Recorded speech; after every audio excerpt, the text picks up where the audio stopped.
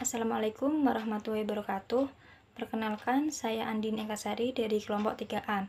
Di sini saya akan mempresentasikan tentang metabolisme lemak. Baik, mengenai metabolisme lemak. Lemak adalah suatu senyawa organik yang diperoleh dari proses dehidrogenasi endoternal rangkaian hidrokarbon. Lemak tersusun atas karbon, hidrogen, nitrogen, oksigen, dan fosfor. Lemak memiliki sifat tidak larut dalam air, akan tetapi lemak dapat larut dalam larutan organik, semisal ester, kloroform, alkohol dingin, dan alkohol panas. Lemak sangat penting dalam tubuh karena lemak memiliki fungsi sebagai berikut, yaitu yang pertama, sebagai sumber energi yang efisien. Lemak akan disimpan dalam jaringan adiposa. Yang kedua, sebagai pengatur panas tubuh. Yang ketiga, sebagai pelindung organ tubuh yang sangat penting. Lemak akan melindungi organ-organ tubuh yang penting dari guncangan, benturan, dan dorongan. Yang keempat, sebagai pelarut vitamin A, D, E, dan K. Mengenai klasifikasi lemak, menurut Bloor, lemak terdiri dari 3 golongan. Yang pertama adalah simple lipid. Simple lipid adalah ester asam lemak dengan bermacam-macam alkohol, misalnya lemak dan wak. Yang kedua adalah compound lipid. Compound lipid adalah ester asam lemak yang dihidrolisa menghasilkan asam lemak. Contohnya fosfolipid, glikolipid. Yang ketiga adalah derivat lipid. Derivat lipid adalah semua senyawa simple lipid dan compound lipid yang memiliki sifat lemak. Contohnya alkohol dan lemak. Berdasarkan kejenuhannya, lemak dibagi menjadi 2 golongan, yaitu yang pertama, lemak jenuh dan lemak tak jenuh.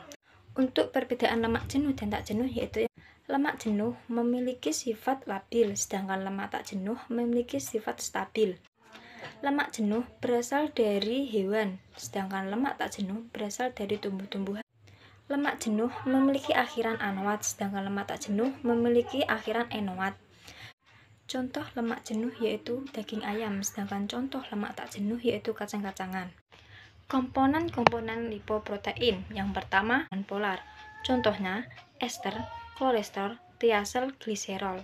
Yang ketiga, bagian paling luar. Di bagian paling luar terdapat apolipoprotein yang berfungsi sebagai pengenal reseptor membran. Dalam pembagian lipid plasma terdiri dari 3 golongan, yaitu yang pertama, triglycerid. Triglycerid terdiri dari 3 asam dan 1 gliserol yang berfungsi sebagai penghasil energi dan cadangan energi. Yang kedua, kolesterol. Kolesterol sebagai pembentuk asam empedu. Yang ketiga, fosfolipid. Fosfolipid merupakan penyusun utama membran sel. Metabolisme lipoprotein melalui 3 jalur, yaitu eksogen, endogen, reserve, kolesterol transport.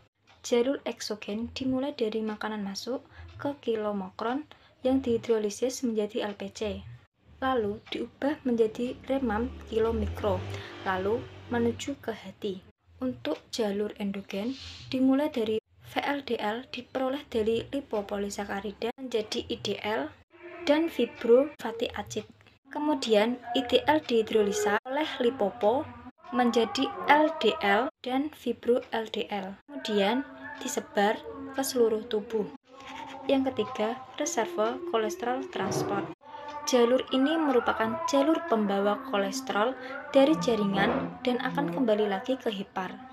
Dalam jalur ini terdapat lipoprotein yang berperan, yaitu HDL. HDL atau yang disebut dengan kolesterol baik sangat berperan penting dalam jalur ini. Baik, hanya itu yang dapat saya sampaikan. Apabila ada salah kata, mohon dimaafkan. Wassalamualaikum warahmatullahi wabarakatuh.